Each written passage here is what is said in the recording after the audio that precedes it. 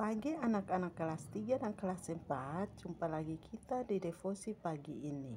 Nah, Ibu harap anak-anak sudah bersedia untuk menyiapkan hati supaya dapat mendengarkan firman Tuhan di pagi ini.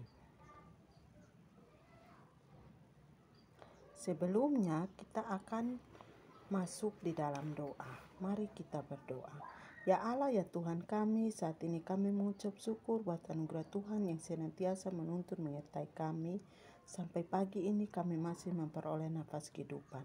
Terima kasih ya Bapa, dan saat ini kami mau mendengarkan firman Tuhan. Kiranya Allah memberikan kami hikmat, pengetahuan, sehingga kami dapat memahami setiap firman dan kebenaran-Mu. Inilah doa dan harapan kami, di dalam nama Yesus kami berdoa, amin. Nah, anak-anak, firman Tuhan yang terpilih untuk kita di pagi ini adalah terpilih dari kitab Yosua pasal 24 ayat 19 hingga ayatnya yang ke-33. Nah, Ibu Lina harap anak-anak bisa membacakannya dari rumah masing-masing. Di sini Ibu mengambil satu ayat, yaitu ayatnya yang ke-27 untuk menjadi perenungan kita di pagi ini, yaitu kata Yosua kepada seluruh bangsa itu, sesungguhnya batu inilah akan menjadi saksi terhadap kita, sebab telah didengarnya segala firman Tuhan yang diucapkannya kepada kita. Sebab itu batu ini akan menjadi saksi terhadap kamu, supaya kamu jangan menyangkal Allahmu. Demikian firman Tuhan. Dan di sini ada 4 hal yang akan kita bahas bersama di dalam perenungan firman Tuhan ini. Yang pertama ini adalah janji yang diucapkan oleh orang Israel. Nah, anak-anak, di sini kita melihat bahwa orang-orang Israel ini seringkali jatuh bangun. Biasanya bilang tegar tengkuk atau keras kepala. Ya, jadi suatu saat Yosua mengumpulkan orang-orang Israel ini secara serentak. Supaya apa? Supaya Yosua menegaskan janji mereka. Karena mereka mau beribadah kepada Tuhan, ya, dan menolak untuk beribadah kepada Allah atau dewa dari orang-orang Kanaan. Jadi di sini Yosua mengumpulkan mereka dan menegaskan mereka punya janji yang akan beribadah kepada Tuhan. Nah, berhubung orang Israel ini mudah lupa akan janji mereka, maka Yosua memerintahkan untuk mereka menuliskan semua yang terjadi di Sikem supaya dapat dibacakan kembali bagi mereka. Ya. Nah, di sini kalau kita lihat yang poin kedua, itu pembaharuan perjanjian antara orang Israel dan Tuhan. Jadi Yosua juga mendirikan sebuah batu. Maksudnya batu ini sebagai saksi ya terhadap Israel. Jadi di Sikem perjanjian antara Allah dan umatnya itu diperbaharui. Nah, pertanyaan penting berikutnya adalah, apakah bangsa Israel akan memelihara perjanjian itu?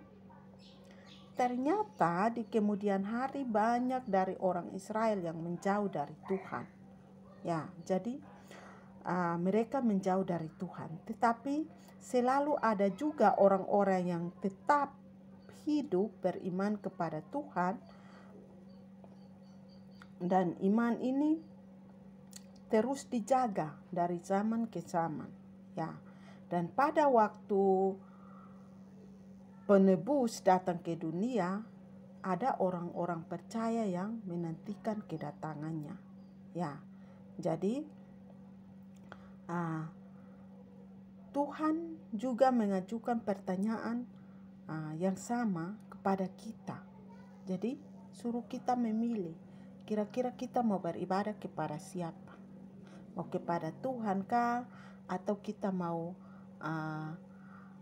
membuang-buang waktu kita untuk main kita punya game favorit kita, atau bermain, main PS dan sebagainya. Di sini Tuhan juga menegaskan kepada kita supaya kita pilih kepada siapa yang kita harus beribadah, begitu ya.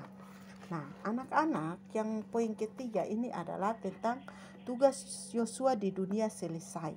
Nah, di sini kita dari ayat-ayat yang kita punya bacaan hari ini, kita bisa tahu bahwa Yosua ini ketika dia menyuruh orang-orang Israel pulang dari Sikem, tidak lama kemudian dia meninggal. Dia meninggal pada usia 110 tahun.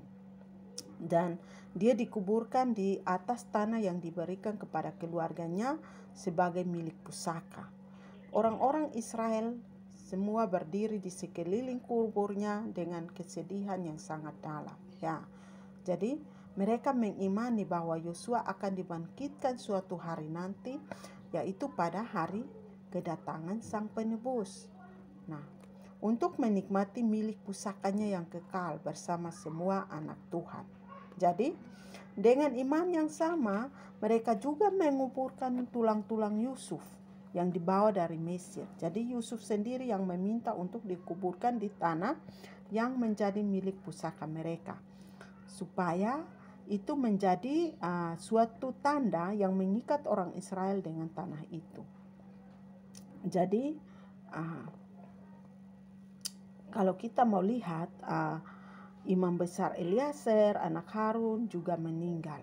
Jadi semasa hidupnya dia itu juga menjadi tangan kanan dari Yosua, sebagaimana dengan Harun menjadi tangan kanan dari Musa. Ya, nah, untuk poin keempat, pengharapan dan jaminan kepada orang percaya. Nah, di sini ada pertanyaan, apakah pengharapan itu terpenuhi? Ya. Nah, penebus memang telah datang ke dunia, tetapi kebangkitan orang mati belum terjadi. Nah, percayakah kamu suatu saat nanti pengharapan itu pasti terpenuhi? Yaitu pada kedatangannya yang kedua kali. Ya, jadi ingat pada kedatangan yang kedua kali, di mana semua orang percaya akan dibangkitkan dari kubur dan akan memiliki bumi ini untuk selama-lamanya. Jadi ketika Tuhan Yesus datang kembali, semua pengharapan orang Israel dan orang percaya lainnya termasuk kita pasti akan tergenapi.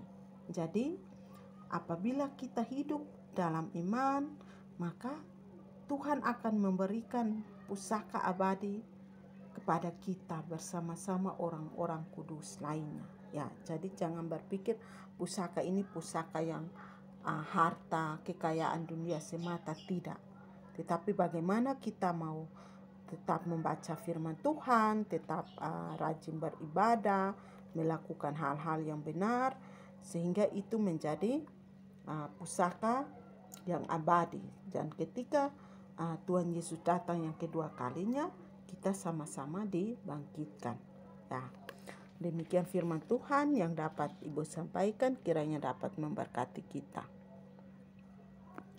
Nah, di sini saya mengambil refleksi bahwa ketika kita berserah kepada Tuhan, maka hidup untuk melayani Tuhan adalah hidup yang sangat mudah dan menyenangkan. Jadi kita tidak perlu ragu, kita tidak perlu takut, kita jangan bimbang, bilang tidak ada waktu dan sebagainya untuk melayani Tuhan. Tetapi Tuhan selalu memberikan kita waktu untuk melayaninya.